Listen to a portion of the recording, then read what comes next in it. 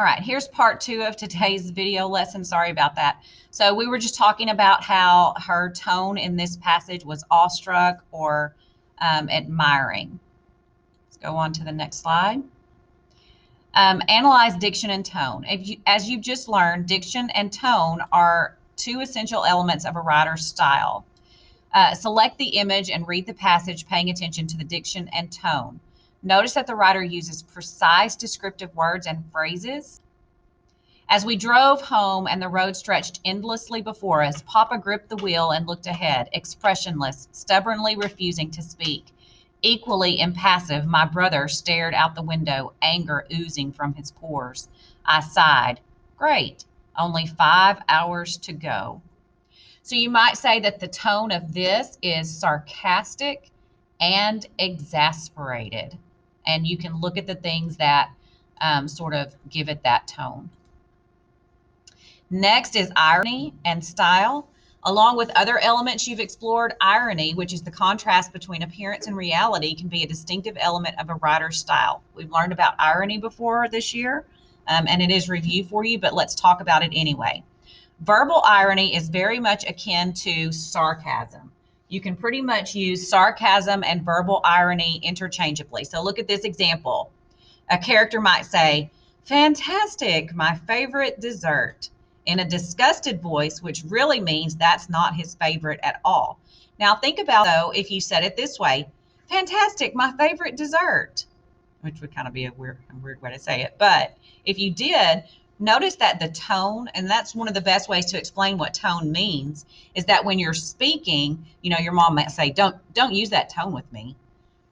The tone is the author's attitude towards what he or she is writing about or saying. When someone is saying something, we can hear their tone. When they're writing, we just have to use clues in the writing to tell what their tone is. So the tone here is sarcastic, which means they're using verbal irony. What they're saying is the opposite of what they mean. Like when I say something like, oh, here comes my best friend.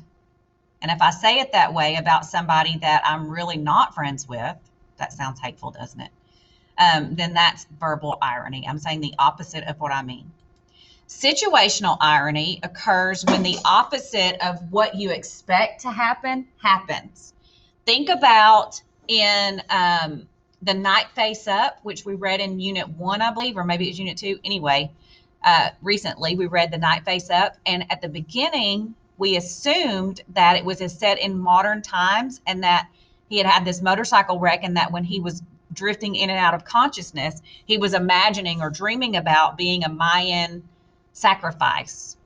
Well, at the end, it turned out that he was actually a Mayan sacrifice and that he was dreaming about this futuristic reality where he was riding this weird, motorcycle thing. So it was actually, the reality was the past time period. Another example, a detective is hired to solve a crime, but in the end, it turns out that the detective himself is the one who's guilty. We've all read stories like that. So another part of imagery, or another part of an author's style, is their use of imagery. So they might use sight, hearing, or describe how something felt. The air felt heavy and humid. As I looked up, brilliant flashes of light illuminated the sky, followed by intervals of pitch black darkness. So you can finish reading that, but you can see that the author is using imagery here, and specifically sensory images. Sensory images means talking about what he saw, what he heard, and what he felt. Figurative language, we won't spend a lot of time on this because you know about simile, metaphor, and personification and other types of figurative language, but that is also part of an author's style. I'm going through this faster than you could go through it on your own if you read it all. Purpose and audience. Sometimes a writer will choose a style that suits his or her intended audience and purpose or reason for writing. For example, a surgeon who's writing an article for a professional journal will use a formal style with medical terminology. However, if that same surgeon is writing an article for high school students, he or she might use fewer technical terms and more informal language. Example of medical terms, usually if you cut yourself, you'll say, "I had to go get stitches." But what does a doctor call it? You won't ever hear a doctor say, I'm going to give you stitches. They usually call it sutures. So that's just the formal term, and stitches is the informal term. Purpose and audience. As you've learned, a writer's style can depend on his or her audience and purpose. So they might use a more formal style or a more conversational style. Here's formal. On the 3rd of May at 9 a.m., we arrived at the firm's office where we had been once before. We proceeded to the 3rd floor where we were greeted by Miss Collins. Or, last Thursday morning, we went to the firm's main office. Did you know that we'd been there before? Anyway, we headed up to the 3rd floor. You can tell the difference between formal and conversational there.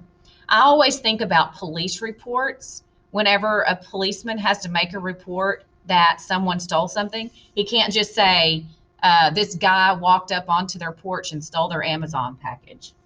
He has to, in his report, say, the suspect entered the property from the north fence and proceeded up the steps and was caught on video camera removing a package. You see what I mean? So that's more formal. Some writers are known for their recognizable styles. Edgar Allan Poe, I'll let you read this for yourself. Pause it and read it if you want to. But his style is very recognizable because of the way he uses diction and imagery. The same with Charles Dickens and Jack London. So you can pause and read those if you'd like to. But if you're very familiar with the works of these particular writers, you might be able to recognize it. Just, oh, Charles Dickens writes the longest sentences in the history of the world. I'm kind of being exaggerating there. But some of his sentences are a paragraph long. This one isn't. But Charles Dickens is known for writing very long sentences. So let's look at this style, and we're going to have 4 choices here. We're going to read this passage and say, what is the correct answer choice for what is the style of this passage? Slang and contractions and informal diction. An informal choice of words using slang and contractions like can't and won't and wouldn't. Sophisticated diction and vivid imagery. Dramatic irony, where we know something that I think I skipped over that. I didn't go through all the types of irony. But dramatic irony is where the opposite of what you expect to happen happens. Or when the narrator, or we know something as a reader that the person in the story doesn't know. So is there dramatic irony and sophisticated diction, or direct, simple observations with imagery? The afternoon came on wet and somewhat misty as it waned into dusk. I began to feel dusk. Let me just start that all over. This is from Jane Eyre, a very famous novel, one of my favorite novels. The afternoon came on wet and somewhat misty. As it waned into dusk, I began to feel that we were getting very far indeed from Gateshead. We ceased to pass through towns. The country changed. Great gray hills heaved up round the horizon. As twilight deepened, we descended a valley dark with wood, and long after night had overclouded the prospect, I heard a wild wind rushing amongst the trees. Is that direct and simple observations? No, it's not simple. If it was simple, she would have said we were traveling through the woods and it got dark and cloudy. Okay. It does have imagery, but it's not simple observations. What about dramatic irony, where we know something that the narrator doesn't know? No. But it does have sophisticated diction. What about sophisticated diction and vivid imagery? What about slang and contractions and informal diction? All right, so you just did your first evaluation of an author's style. You picked it from a list, but that is the way that you define or describe an author's style. This author, the female, uses sophisticated diction and vivid imagery. So in summary, style is the way a particular work is written, not what is said, but how it is said. Many elements help to create a writer's style, including diction, tone, and the use of literary devices like simile, metaphor, and personification, and others. and the use of irony as well. So here are some words that you can use to describe a writer's style: formal, informal, plain, journalistic, complex, ornate, descriptive, conversational, scientific. And you can use these words in conjunction with other things. You don't have to just use one word to describe an author's style. So you could say this author's style is very formal with intricate, long, complex sentences, and a very ornate style. Okay. So your practice, you have 6 questions. You'll need to pause the video to do these 6 questions. And then we'll get back to the Get Ready page, and I'll just show you what I want you to do on that page. All right, let's continue, and we're going to go to the Get Ready page, which is the other thing that you're supposed to do today. I'm just going to go ahead and point out to you the 2 things that you have to do on this page today to get credit for it, but don't work ahead. I do want you to listen to me. So you're going to do the quick start about the human heart. So you're going to highlight human heart and then make a list of words that come to mind when you think about the heart. It says share your list with a partner and all of that. We're going to look at the focus on genre, but you don't have to do anything to it. We've already talked about style and diction. We'll talk about syntax. And then we're going to talk about how you analyze the structure, and you're going to fill this in later after you read the selection, which is an essay. But you're going to do the critical vocabulary, which is to highlight and define the words, like we always do, and then answer these 3 questions at the bottom, because you only have 3 words: taught, harrowed, and failed. So guys, y'all just wait for a second, the ones that are in here, before you get started on that. You'll have plenty of time at the end. Let's talk about the quick start. So the list of words that you use doesn't have to be anything. It doesn't have to be anything particular. Just what do you think of when you hear the words human heart? List the words that you think of. Okay. And I'm going to pause for just a second to let you do that part.